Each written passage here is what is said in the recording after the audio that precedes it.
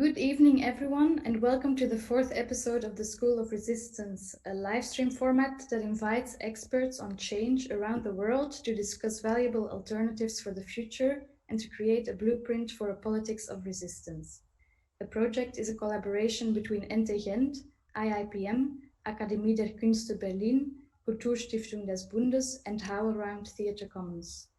This fourth episode is titled Why Theatre, which is also the title of the upcoming book, the fifth part of a series of golden books that NTGent publishes with the Berlin Verbrecher Verlag, and it will be published in October. My name is Kaatje de Geest. I am co-editor of the Why Theatre book, together with Milo Rau and Carmen Hornbostel. And today we will have a conversation with two contributors in the book, Professor Chantal Mouffe and Nora Chipaumire, whom I will introduce in a bit more detail in a second. We are very happy that they are with us this evening. Thank you once again. Thank you for having us.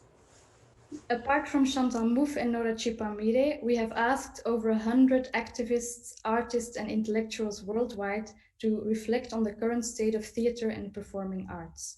Their answers, ranging from utopian manifestos, invented dialogues, love letters, and personal memoirs, compose a global polyphony of voices and make a strong case for theatre in emergency. Before I introduce our guests, we will watch a compilation of the 106 contributions from the book Why Theatre.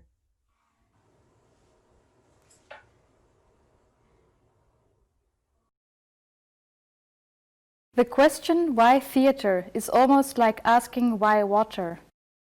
Everything around you is theatre. You are theatre. Watering the plants, listening to classical music, thinking about what's going on in the world, reading poetry, drinking tea with cardamom. My mother's warm hand in mine, no more distance between us, no more distance between any of us. It was theatre I still did not know. The theatre is about everyone.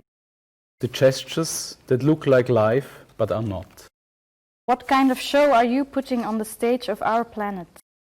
We create theatre for the pleasure we experience during rehearsals, sitting there in the dark, watching the stage. In the years to come, we will need to use all our creativity and joy of experimenting to deal with the repercussions that inevitably will come. Today it is dance, theatre, and tomorrow it will be something else. Theatre is a powerhouse which produces the energy of its own destruction. Theatre is a dead art form. The dead are asking, why theatre? The poor, that is what theatre is and why theatre could never disappear. Theatre creates futureness. It is a step into the void. Theatre is a rehearsal of the revolution. Every time we stage, we should factor in the possibility for it to become an actual revolution. Who is the hated Prometheus of our time? Who is the visionary? I need someone to think. It is no coincidence that the fall of the Berlin Wall, the Velvet Revolution in Prague, and the revolution that led to the creation of Belgium began in the theatre. It's not about producing art, it's about implementing it. Whether you want to admit it or not, theatre is ideological.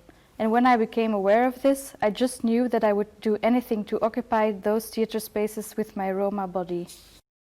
Need I say more? Theatre is political, just like bread. Mr. Shakespeare, you are wrong. The actors are more important than the stage. Quixote, Robin Hood, Hamlet, we must not only portray them, we must become them. The more art, especially the performing arts, takes on the role of wanting to be of benefit to society, the more it opens itself up to regulation by state bodies. On the other hand, who would want art that believes itself to be completely free of the gravitational fields of social conflict? Questioning this social theatre allows us to question the system in which we evolve and which is deployed even in our own flesh. Between fiction and reality, an opportunity for imagination emerges. The Greeks in their theatre looked at the vast sea, the medieval theatre looked at heaven and hellmouth, and all we look at is darkness. Since that evening, my boredom in ordinary life began. In my job, on my travels, in my marriage, even in front of my children. Doesn't theatre become itself also through disappearance? Because here as watchers and as watched, we are always breaths of the same air, mutual authors of each silence. Why not? Theatre now needs to be lighter on its feet, examine its large administrative structures, reduce its operational carbon, be more flexible in how it moves between the digital and the live. Theatre is the way to connect with our ecological being, with what we have always been, natural beings with the capacity to symbolize. How can I trust a choreographer, director, dance or theatre company that contributes to global warming? How to cope with a room with black walls and artificial light, inhabited by liars? We obstinately insist on wanting to make theatre, while we could do voluntary social work for so many invisible people. Will you design sets for plays about refugees when you could design tools to cut through the border fences? We produce too much in too little time and too expensive. I do not want art to exist as a luxury, when what it does should be a necessity. Precisely because it is not essential. No panic. Because everyone knows what theatre is, because nobody knows. Answering why can give a false sense of security, a false sense of understanding. It is very likely that the answer I give to this question on May 26, 2020 will not be valid on the day you read it.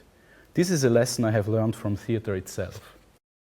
I think my fear, my dread to answer the question why theatre and provide my essential contribution to this work is somehow rooted in the need for originality or in the need of being loved, liked, accepted, applauded. Listening to the victim who whispers, "Remember me," in our ear. Theatre actually cries for all of your attention.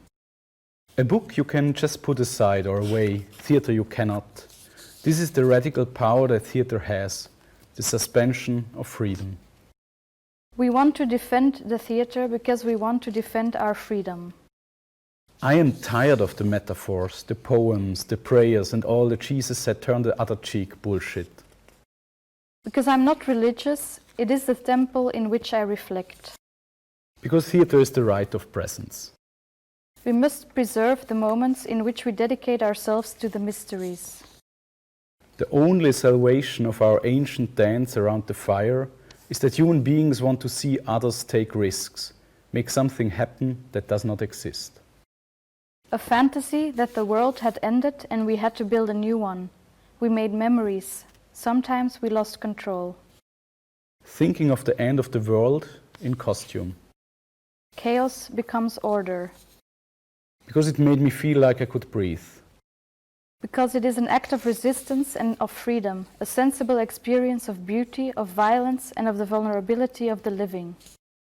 Why friendship? Why sorrow? Why war? Why sensibility? Why Hieronymus Bosch? Do atoms dance? Do flowers dance? Do birds dance? Do clouds dance? Do stars dance? Finally, we will not stop fighting for beauty. The pursuit of beauty is the torture of the soul.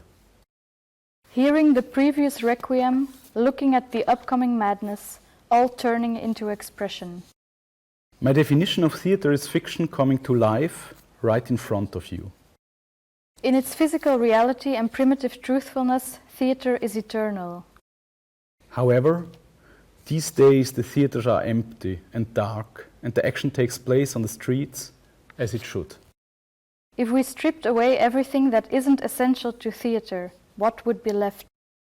One can see how people decide in times of need. During this epidemic, we see many musicians playing at home, dancers dancing at home, writers reading poems aloud at home, as such bringing the territory of art back to the base of life. Let's need each other more, instead of trying to be saviors of one another. Sometimes, between collecting the dead, letting wounds heal and surviving, we take to the streets and sing our rage. Whatever you do, stay together. I long for a theatre that makes me feel like a stranger among my people, family and friends. There is a fifth glass wall between the stage and society waiting to be torn down. So, honey, can you imagine a world without large crowds of people? Oh no, Sandra. How to echo in the elusive and real experience that theatre is our little story strongly intertwined with history? How to speak to audiences from all social backgrounds while surviving in the midst of ephemeral trends and fashion? Is theatre, while our civilization has started to fall apart, going to find a new language and form? Or will it just go down with all the rest, wriggling and shouting in closed spaces? Theatre does not entertain me. It angers me to the bone. Theatres are fantastic. It's not just the building. Once the theatre is no longer there, the building also loses its cool luster, its power, its inevitability. Shakespeare had to compete with popular dogfights and public torture. The people were overcome by so much fun. Yet Shakespeare still loved people, and working together, and theatre. Escalation. The play we are watching is about total surrender. The drama is cosmic and encompasses all life. The play has no director, no script, no final outcome. Because you can't forget that scene towards the end of the evening. We may have forgotten what we saw while drinking the first pint after a performance, or we carry images, sounds, smells with us for the rest of our lives. It was there that I thought maybe the purpose of theatre was to offer the state of being incomprehensible. Confusion is a great responsibility. There was no riddle, no hidden meaning. Susan Sontag was God. Okay. As a privileged terrain for the mobilization of affects and the construction of new subjectivities, theatre practices are crucial in the hegemonic struggle. Our opera is a village. In reality, artivism is often nothing more than a powerless grandchild of two outdated Western traditions, the historical avant-garde and the petit bourgeois experience of art. I'm talking to you about theatre, revealing the gods and demons that hide deep within our souls.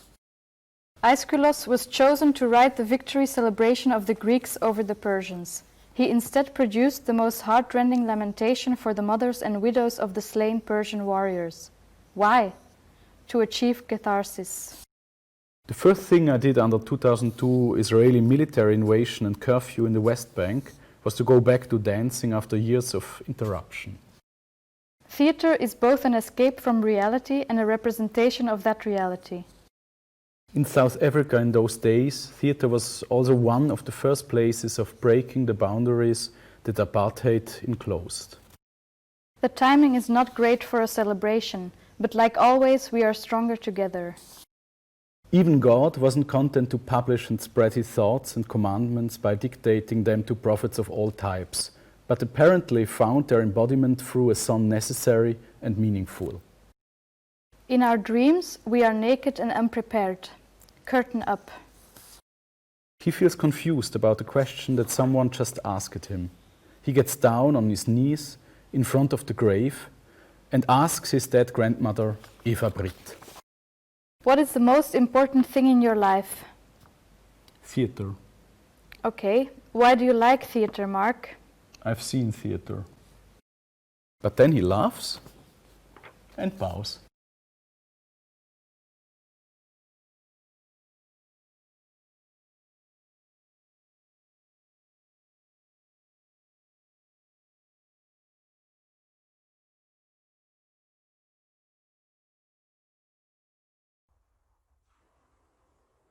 So those were some quotes from the contributions in the book, and now I will happily introduce our guests.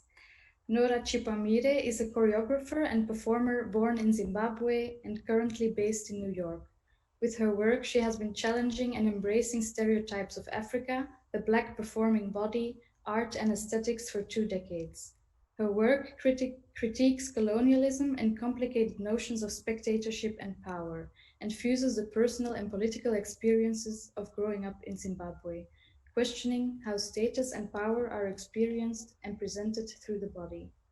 Nora Chipaumire is a 4-time Bessie Award winner and was a proud recipient of the Trisha Mackenzie Memorial Award in 2016 for her impact on the dance community in Zimbabwe.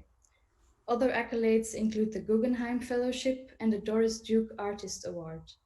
She is currently a fellow at Quick Center for the Arts at Fairfield University and an artist in residence at the Lower Manhattan Cultural Council. Chantal Mouffe is a Belgian political theorist, especially known for her agonistic theory of democracy, and Professor Emeritus at the University of Westminster in London. She has held research positions at Harvard, Cornell, the New School, and Princeton, among many others. Her most recent book, For a Left Populism, was published by Verso in 2018. In her theories, she defends what she calls a dissociative conception of politics, according to which politics has to do with conflicts, specifically with those that are called antagonistic, because they cannot have a rational solution. This is why, according to Chantal Mouffe, democracy cannot do without conflict. Conflict is the driving force of democracy. Her view on politics and society inspires other thinkers, but also resonates with political movements such as Podemos in Spain and La France Insoumise in France, of which she is a prominent analyst. So, before we start the conversation, I quickly want to remind the audience at home who are watching live, if they want to engage in the conversation, you're very welcome to send us questions, either by email at schoolofresistance@ntgent.be or by commenting on the live stream on the Facebook pages, that's either on NTGent or IIPM's Facebook page, or on Twitter via the hashtag School of Resistance. So as we are now talking about a book that has not been published quite yet, maybe it would be a great idea to start at the contributions that you both have written for the book. Maybe Nora, we could start with yours. Your contribution starts off with a date, a very specific date, April 16th, 2020, as if it were a letter. So maybe you could expand on how you took on this question of why theater, why you opted for the letter format, and for example, over the manifesto format, which you have also been known to write. Yeah, I like, thank you so much. And hello, everybody. It's wonderful to participate on this platform. I like participating in anything that has the potential for resistance, or to think about what resistance could be. So I'm really quite happy to be with you. Why the date? That's the exact date I was thinking about how to respond to this invitation, which I was more than chuffed about. And I think something to do with timelines, April 16, 2020, it was also at 1:37 p.m. that I started to jot down my thoughts. Something to do with marking that moment, especially in these times where it seems like time seems to ebb and flow in a way that you can't quite put your finger on. It seems to be perpetual time. Because nothing apparently happens. I have been in my apartment for the longest time since I can remember, living in New York City. So that date, the marking of the date seems to me to be kind of an important way to start. And also to kind of mark it as a letter to myself. We hardly write letters anymore. My practice is handwriting first before I type anything out, because I'm old enough to have learned how to use pen and paper.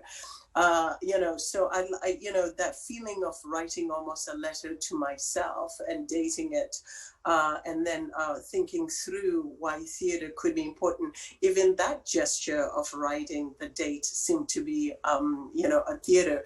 I come from a culture that is dedicated to theater in general, like storytelling, and you always say in the beginning.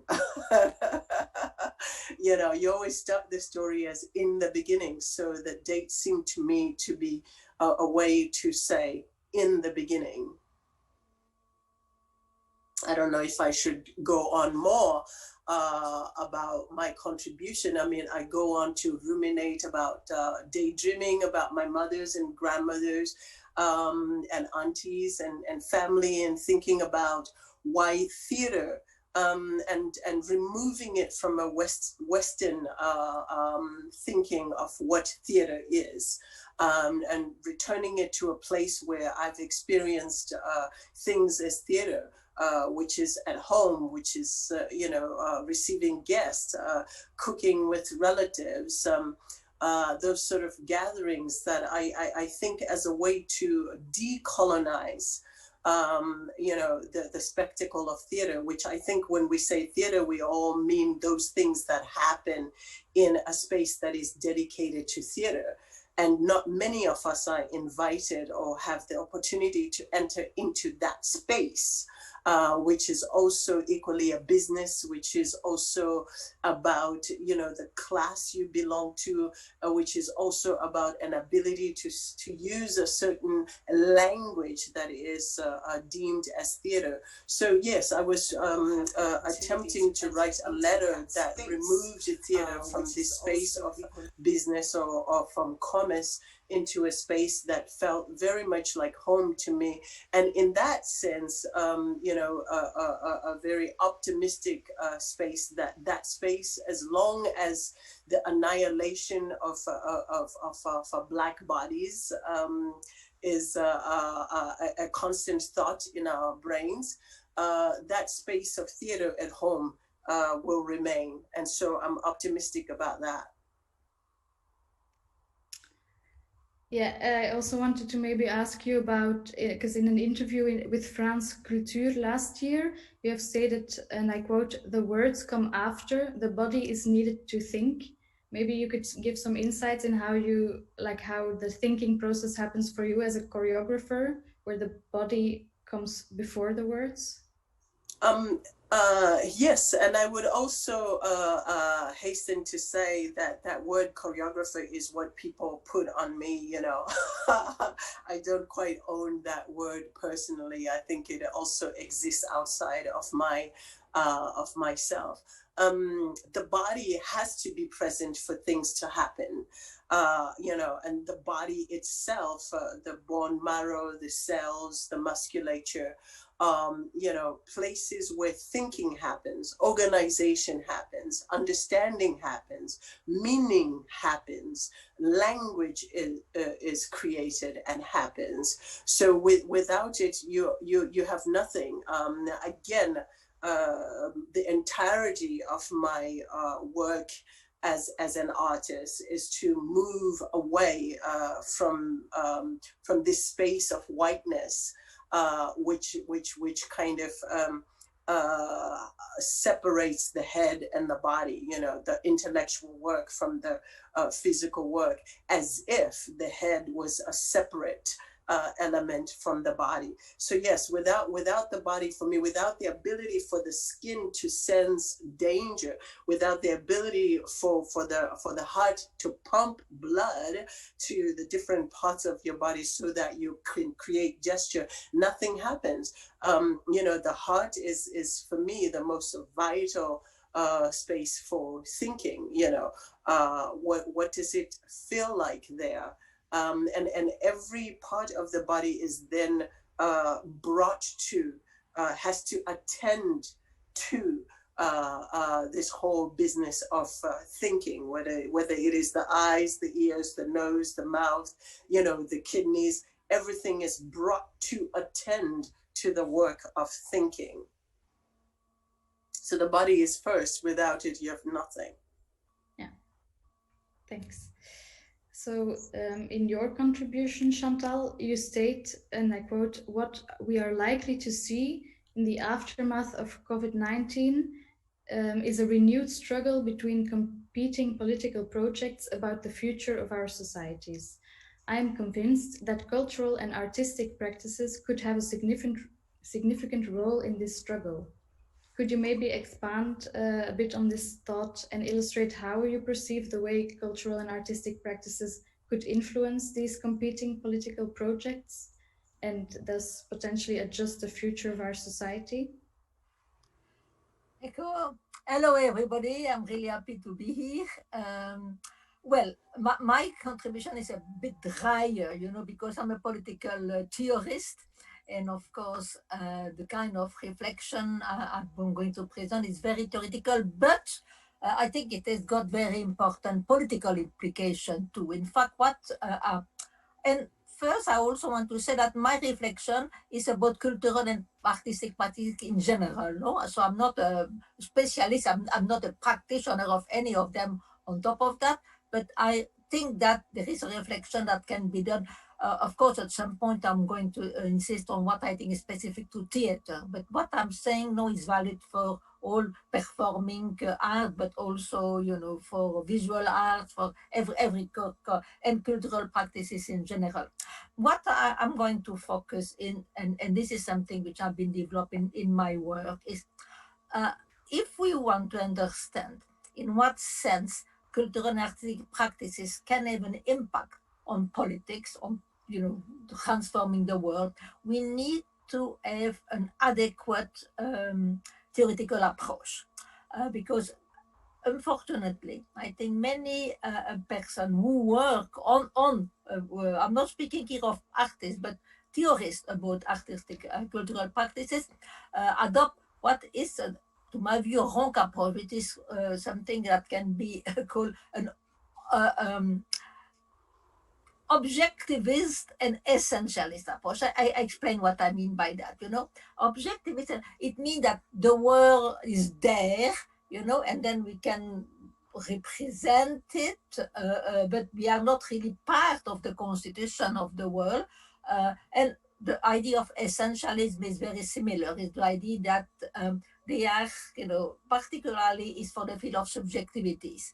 There are some form of subjectivity that correspond necessarily to your position. For instance, in several of my work, particularly in Hegemony and Socialist Strategy, written with Ernesto Laclau, we criticize what we call Marxism essentialism. The idea that your subjectivity is necessarily linked to your place in the relation of production. So if you are a worker, you've got a specific subjectivity, same for bourgeoisie. But of course, that's not the only form of reductionism. You can also have a feminist reductionism or a race reductionism.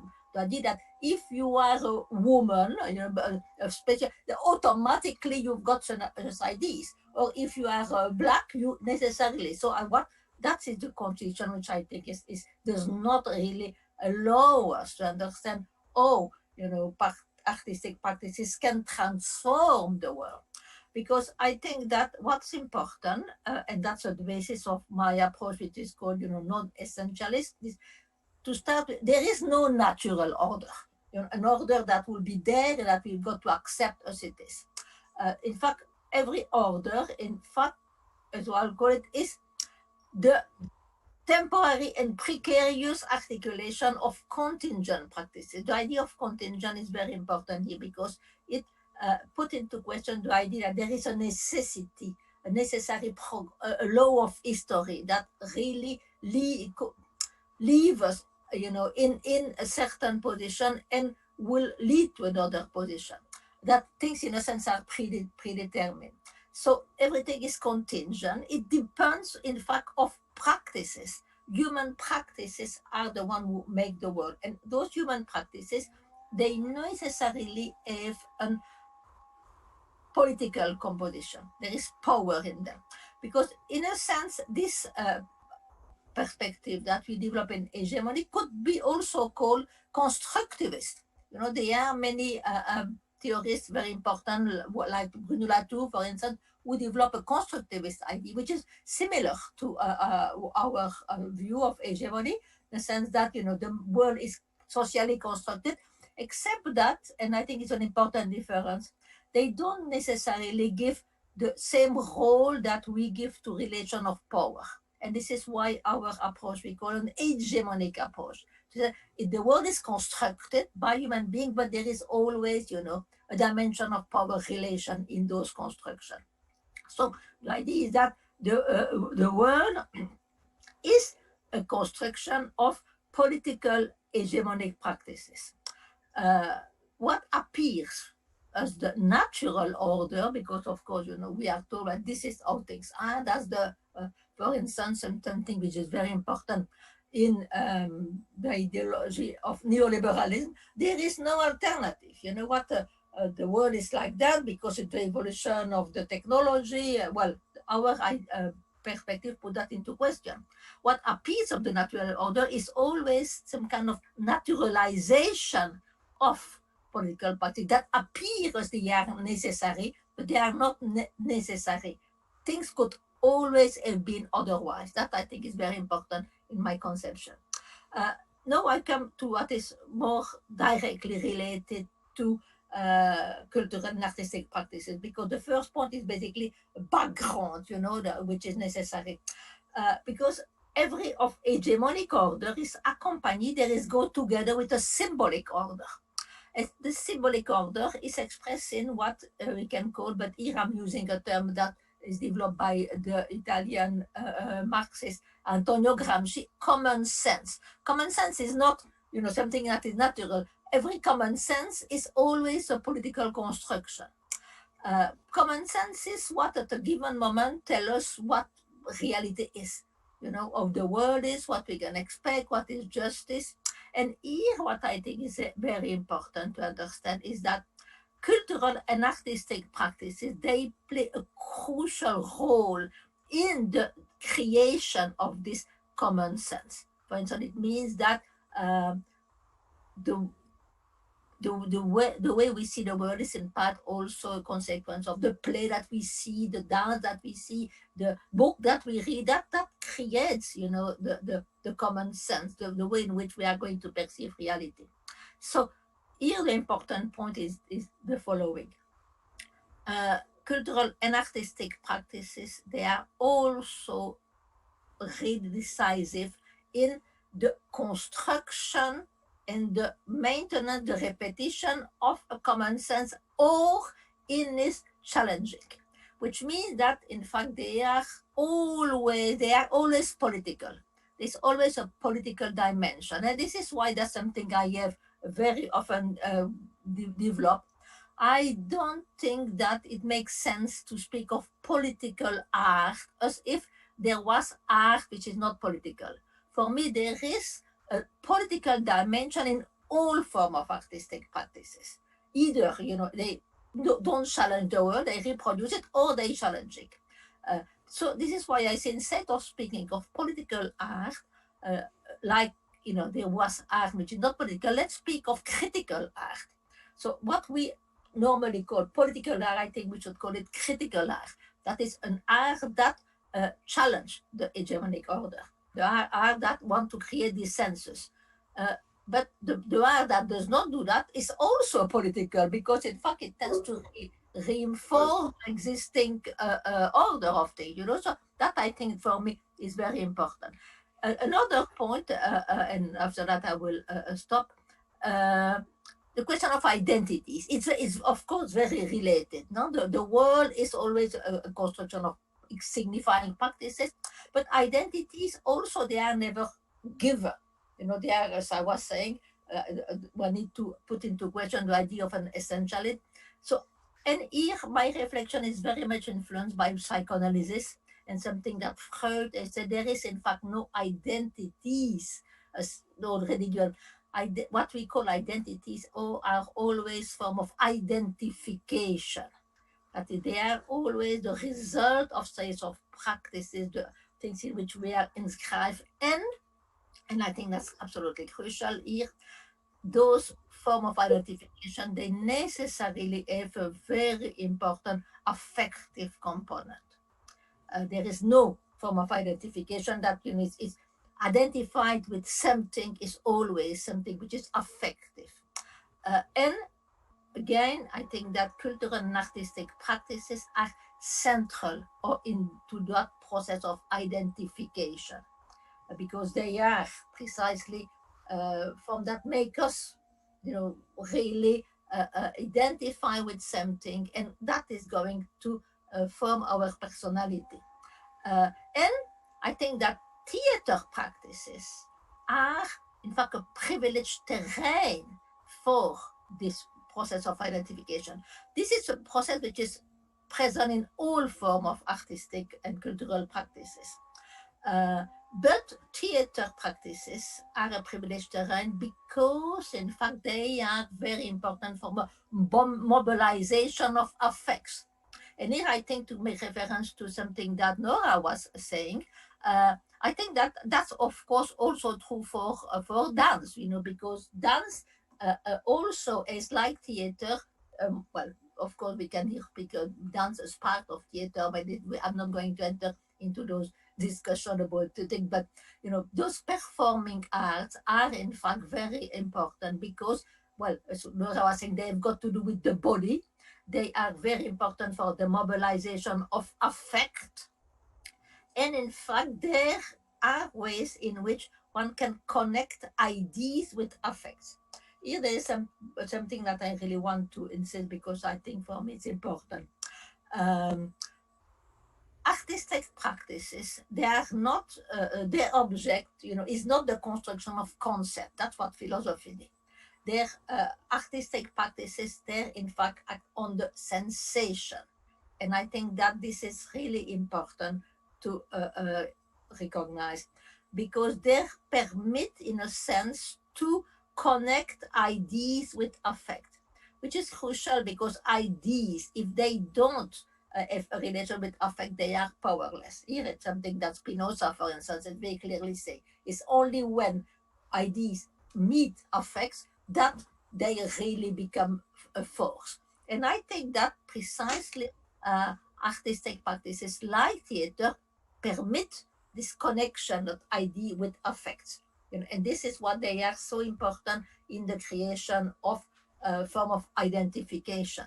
I find that they help to see the complexity of the world. They also the complexity of human emotion. This is something that, of course, you find that in the cinema, you find that in novels, but you know the artistic power of theater and that dance performing art is even stronger because there, you know, and I think the role of the body is very important. You feel this in terms of identification, they've got a very strong force. So for me, this is why we need to see that if we want, and of course this is something which in terms of politics is crucial, to create new form of subjectivities, you know, form of subjectivity are going to participate, and we can come that in a moment for another question, counter-hegemonic struggle. Well, critical artistic practices and for theaters are very important because they allow for the creation of new form of subjectivity. They allow people to see things differently, you know, and to really become accept new form of identification. So maybe I can kind of conclude, or if I feel from both of your contributions in the book that you're actually quite optimistic about the future of theater, the role of performing arts in the future, although we are currently in a state of crisis regarding live arts because of the C word. So Nora, in your contribution, for example, I feel when I first read it, you seemed very convinced of the fact that theater will never disappear. Sounds optimistic, could also be seen as a more neutral, accomplished fact. But then in your statement for the Ruhr Triennale, where you were supposed to perform your trilogy 2 weeks ago, but which was cancelled also due to the virus, you relate this idea of persistence of work and artistic work to a quotation from the League of Revolutionary Black Workers that existed in Detroit in the 1960s. And I quote, "I don't mind working, but I do mind dying. To not work is to die for those of us whose work is the body. To not work is to die. We are necessary, but disposable." So I was wondering where your thoughts were on this today. Are you more hopeful or more pessimistic in your belief that this art form will persist? And could you expand on why you believe that it would persist? Yes, I was trying to maybe propose that the work that we do as artists is no different from grape pickers, mechanics, from you know, people who, you know, physically put together stuff, people who traditionally would probably unionize, belong to a union, and have representation for labor, for their labor in this way. And I continue to be really interested in ways in which those of us who work with the creative imagination could bond together, and even though we are implicated in this kind of business of the theater, the industrialization of theater, how we can implode it, how we can arrive into these spaces as a Molotov cocktail and blow it up. You know, so for me, the work of the revolutionary Black workers is kind of seminal and instructive in that way. I don't belong to a union. I think I should. I think these are times when artists such as myself should think together about all the things that we agree to in terms of contracts, in terms of remuneration. I mean, you know, the way we work, the way the work is disseminated, and so, which is why I personally make this separation between the Western theater and that which I would want to aspire to, which is a theater of the African, the theater of the worker, the theater of the poor, which is constant and ongoing and is nonstop unless you die, you know. And even as an animist in that sense, I may even think that beyond death there could still be theater. So am I optimistic about the survival of theater? Not in the way it is currently constructed, which benefits basically those who have been to art school and can speak a certain language. And I would want to agree with what Chantal was articulating around the, you know, that it's an ID. It's like you know, theater, these premises that we enter into, like a checkpoint, you know, at the airport or some border crossing, that it's, you know, forms of identifications that allow you into it. And then everything becomes about, you know, this construction of these identities, the mobilizing of affect or effect. I think I hope I'm not misrepresenting what I was hearing. I am keen to see the end of that type of theater, and perhaps you know, an effortful emergence of another theater that really considers that the body is theory, that there is no separation between the critical ability of the body to think and to theorize itself. This is not something that happens there and then we simply, as the artists, you know, make it a sensational, something that you can understand.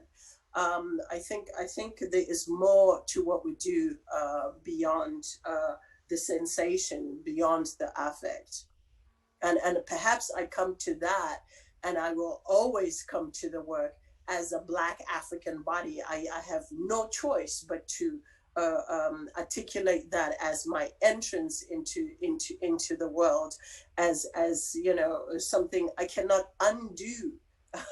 What the world has done, has marked on the Black African body. So it is always from that point of view that I come into these spaces and hopefully work as a Molotov cocktail and blow it up from inside.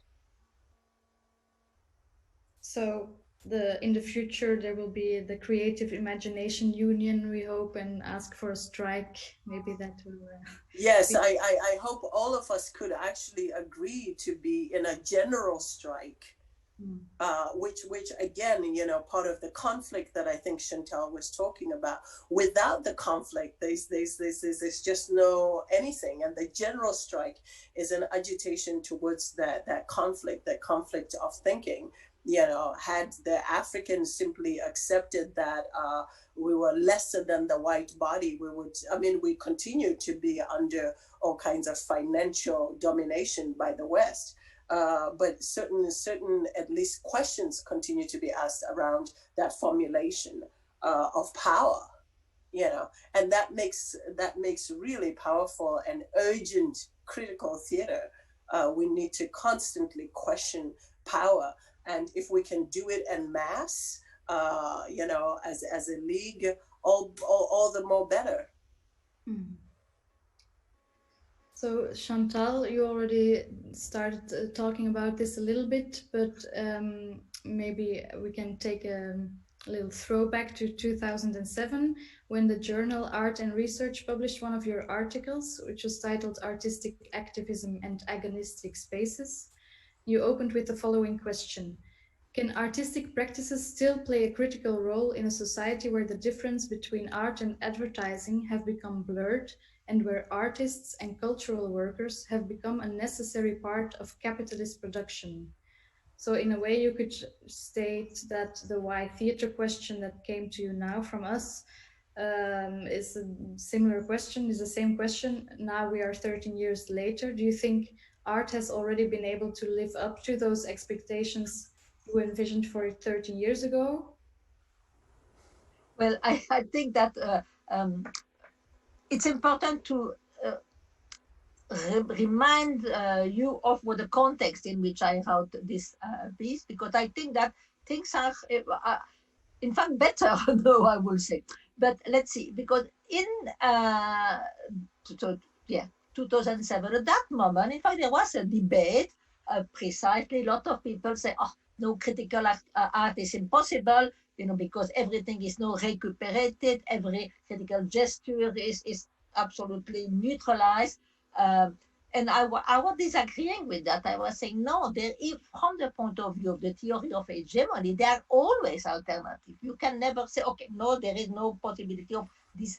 Every order is temporary. It can be destabilized. We can intervene. So from that, this approach already allow us at that moment, which of course it was not a moment that was particularly good for critical artistic practices, because there was really, it was in fact the moment in which the hegemony of neoliberalism was almost unchallenged. It's not completely because there were, but it was really a moment in which there was not much for instance, the idea that there was no alternative to neoliberal globalization. Remember the moment in which also, for example, Fukuyama wrote this book about the end of history. This was the general view, but I was saying even then, no, it's possible. We should go on fighting. But by the way, I did not have an expectation. I'm not say that is what we should, but I was saying it's worth continuing fighting because there is still a possibility. Well, I think that today things are, from that point of view, much better. Of course, other point of view as well, but because in fact now we are at the moment in which there is a crisis of neoliberal hegemony. And this is what I speak of, a return of the political. And in my last book, For a Left Populism, I said that we are in a populist moment. Populist moment, not in the sense in which, the people, oh, that's only negative. No, for me, populist moment, of course, there is right-wing populism, but there is also people like Podemos, France Insoumise, there is also left-wing populism. So we are at the moment where there are more possibilities, than we don't have anymore decided that there is no alternative to neoliberal globalization. We see multiplication of practices. For instance, what I found very interesting is the growth of what is called activism, artistic activism. It's very, very important. There is a multiplication of critical practices. So the situation is more promising today from that point of view. Which doesn't mean, and I will say that in fact the crisis of the COVID-19 has exacerbated the crisis of neoliberalism. So yeah, the situation is open for more possibilities, which doesn't mean, of course, that necessarily the issue is going to be something, like the revolution, à la Zizek, who says, oh, no, that the final crisis of capitalism. And I don't believe that. I think that there are still a possibility, and in fact, for capitalism to try to renew itself.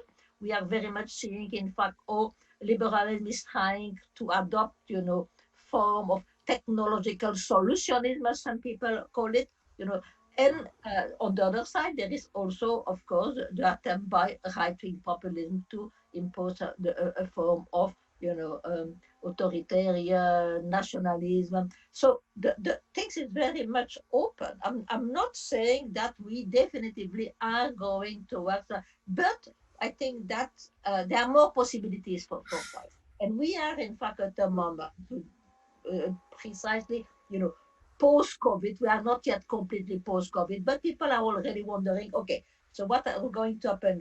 I think there is possibilities. And precisely this is why I think that it's a moment which is crucial for artistic and cultural practices because they can play a very important role in order to create, I aid to the transformation of the world in a way in which we are going to be able to bring down neoliberal hegemony. Because neoliberal hegemony is still there, but it's really, not very strong anymore. So let's push, in order to create a process which I call a process of radicalization of democracy.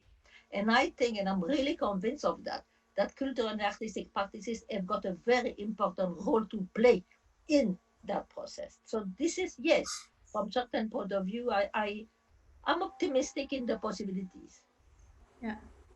So, as you were talking about these leftist, populist, and activist movements that art could support in a way, there's also this talk about a term like artivism, so combining activism and artivism.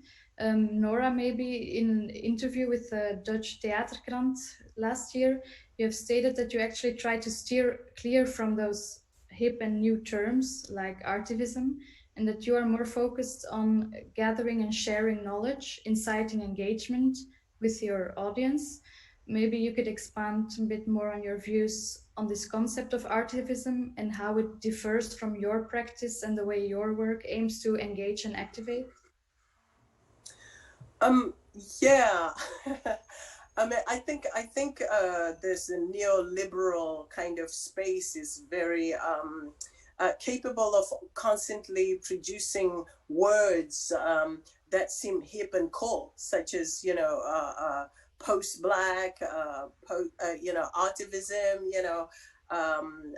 yeah, these are just words. The fundamental issue of like there is a power dynamic that governs bodies. And unless we address this power dynamic, very little changes.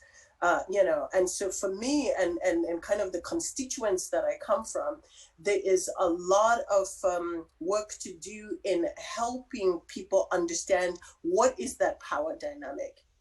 What is that power dynamic? A lot of people are illiterate and have not read Zizek or Derrida, or do not come from this place of the academia to be able to analyze what their situation is. And I'm talking about a great deal of the global south, but that doesn't mean they're stupid.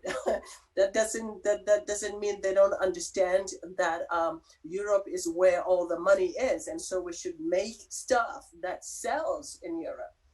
Yeah, so I'm interested in using the spaces that I can occupy, that maybe I'm allowed to occupy, as spaces to kind of share knowledge.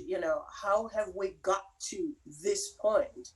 Why is it that the Black body seems to have all the exuberant energy that is consumable as kind of art practice, but cannot find itself in a position to present and develop that artwork. So why is the market constantly and still in 2020 looking to Europe and the West and not looking to Africa? Why aren't there more spaces on the continent of Africa that we could be in residence and develop our work for the African public, you know, which is equally deserving of the beauty of the information, of the knowledge, of the criticality, of the interrogation, you know. So yeah, I think there's I think I want to steer away from just sexy words and just do the work, just do the work, go to work, and allow people to have ways in which information is delivered to them. I don't know if that answers your question, but yeah, I'm very much anti this, you know, and I think the best philosophies are that which, you know, people can understand without having to look it up in dictionaries, you know. So, you know, there is work to do there with decolonizing this space of knowledge. Can I say something here? Because I think that, Katja, yes, can I speak? Yes, please. Please. Yeah, well, it's a pity that we don't have more time for discussion, because I think that there is some basic misunderstanding between what, you know, I'm saying and what Nora is saying, because I don't think that one should oppose those things, like, you know, I'm not each one. I mean, I think very much on the importance of thinking politically, starting from specific conjuncture, you know, and obviously there are different conjuncture. I'm thinking very much from the conjuncture which is happening in Western Europe. The case of Nora, she's thinking from the case of Africa. I think it's very important to have a I'm very much a pluralistic at that level. And I think that it's important that each speak from their experience, from how they see what can be done from where they are, you know. And for example, I don't think that artistic activism is such a complicated term. You don't need to go into a dictionary to understand, you know, it's well, that's not what I mean. I think that's a low blow. That's not what I mean. If that works for the Western world and to, you know, keep creating words, of course I understand it, but it doesn't serve me any to. I'm not saying you don't understand it, but I'm saying that.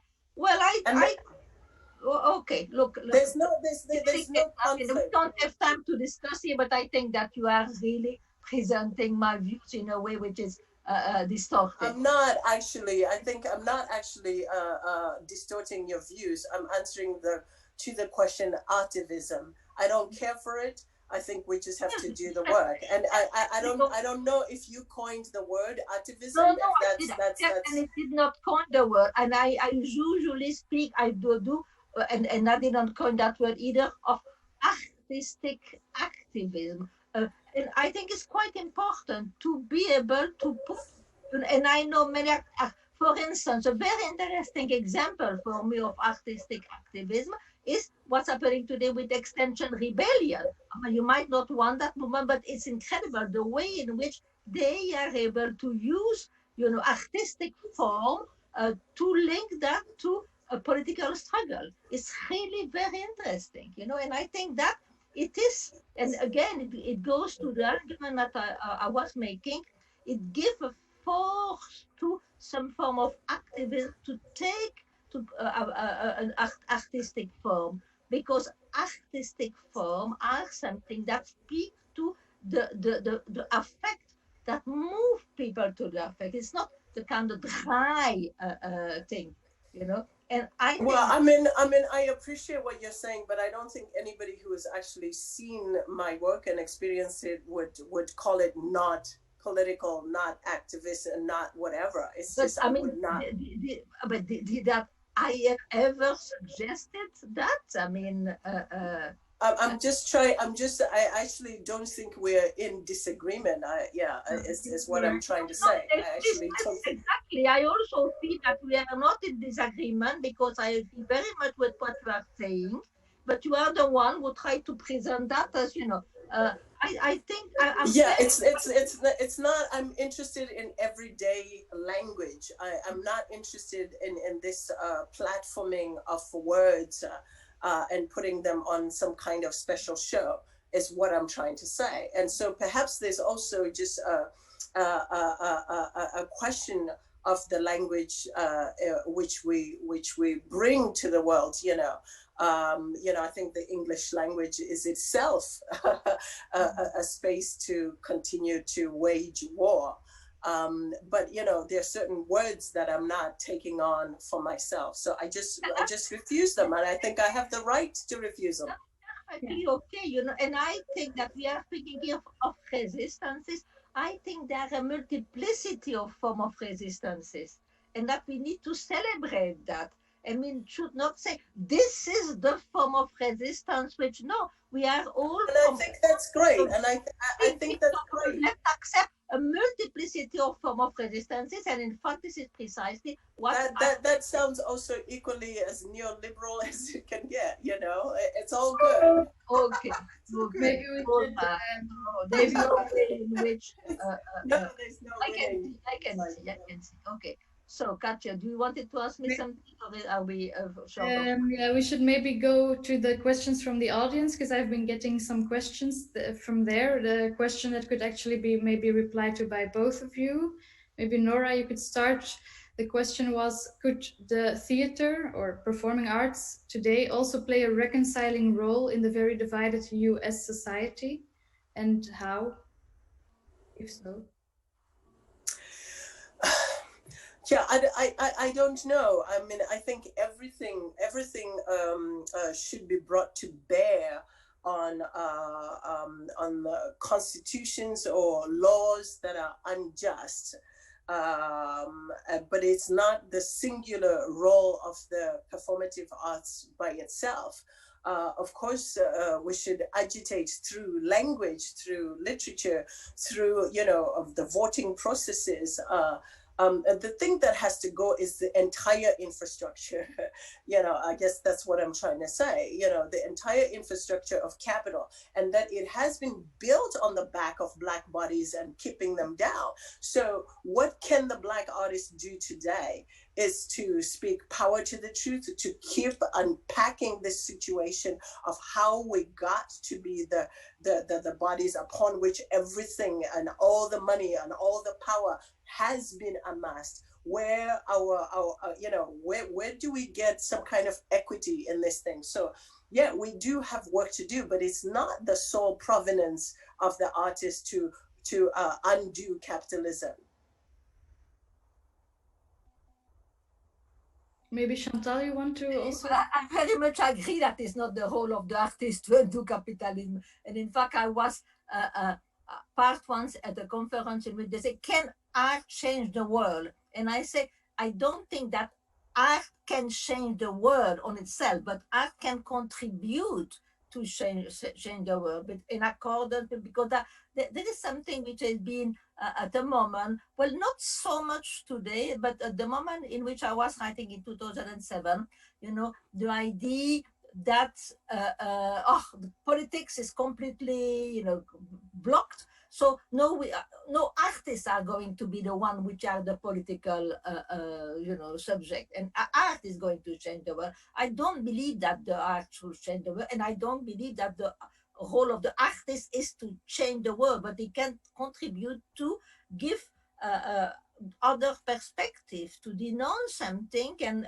to create some form of dissensus, because what is at the center of my reflection of the idea of the agonistic democracy is precisely that democracy is not to try to reach an absolute consensus among everybody, because this is not possible, because they are antagonism, they are relation of power.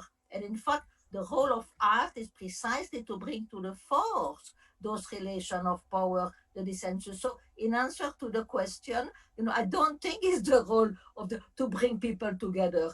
Art is not to bring people together. Art is something which precisely should, show the relation of power, create dissensus, breaks the neoliberal hegemony that, say that there is no alternative. So no, definitively, this is not how I see the role of culture of art to bring people together. It's to create the census and disrupt the neoliberal hegemony. Yeah. I received two more questions from the audience that are kind of similar, so I might wrap them together. So the question is, what is or should be the function of theater in times of the pandemic, where the artistic bodies and the bodies of the audience are not allowed to meet in a common space? What happens to the performing arts when it must move to the online sphere? Maybe Nora, you have... Of course, I sit with this conundrum every day. As you know, this is my work. Bodies are not welcome anymore.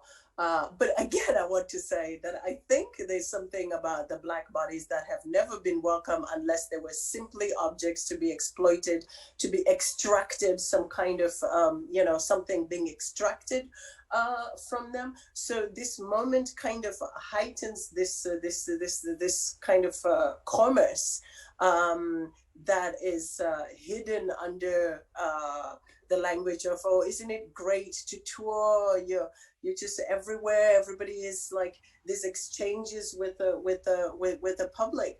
Yeah, I mean, on some level, this is the work, but it hides a very severe, ugly truth, which at the moment the inability to socially be intimate, kind of makes us aware.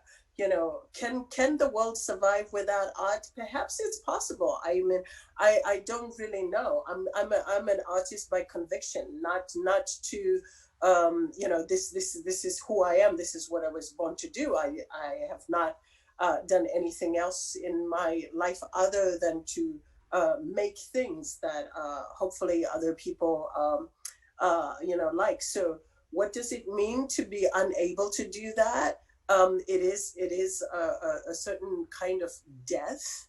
How do we move into the digital platform? Very reluctantly. We have to learn new skills, and the pace with which things moving don't allow us to really learn these skills fast enough to fully represent the ideas that we have in our bodies. So of course, I'm participating in this kind of platforms that are all talky, making digital matter. Trying to bring that kind of Molotov cocktail into this platform that is really just image driven. It's it's another kind of work. It's another kind of work. So what happens is, I think those people who are tech people are going to make these advances at this time, because everything is dependent on their skills. I'm grappling right now with trying to get some tech people to understand what I mean, because unfortunately a lot of this technology is designed by people who live completely outside of their bodies and have no connection to what being inside of a body means. So they're more interested in how the thing delivers in their way, not even to think of new ways to corrupt this digital space. So there's a lot of work to do, I think. If we're going to be on these digital platforms for a long time, I hope more and more people who know something about kinesthetic field can work in this medium. Otherwise, it's just a reproduction of website stuff, of video games, of dance captures, of stuff that is absolutely kind of pathetic, and we've seen it all before. I think maybe this is a nice way to already conclude. I'm afraid, because we have already run out of time a little bit. But this inability to gather bodies is also was kind of the incentive for NTGent to start working on this golden book. And we are very happy that so many people responded, and that Chantal and Nora responded to our question of why theater. and that they, in addition, also wanted to be part of this live stream.